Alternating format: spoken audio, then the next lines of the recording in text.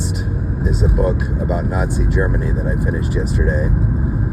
It's about 7.5 hours on audiobook, and it's about Nazi Germany and their use of drugs during World War II. And it's about how,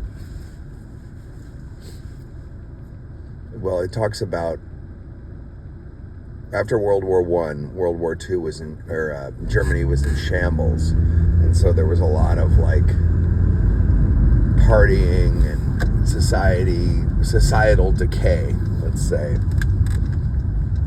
And so as a result of this, Hitler came to power.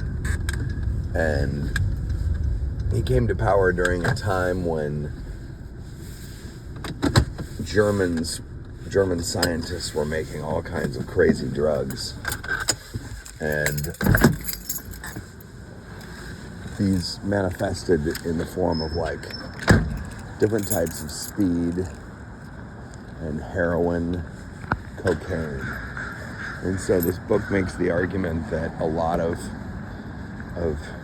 Hitler's sort of megalomaniacal tendencies were a result of him just being whacked out of his mind on drugs. And they would give soldiers the drugs so they would keep moving. Mostly it was a form of speed, I believe.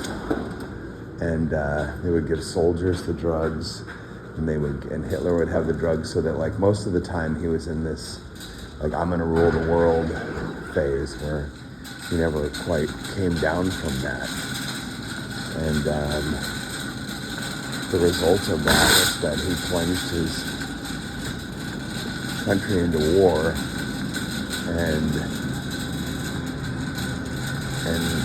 made all kinds of unwise decisions.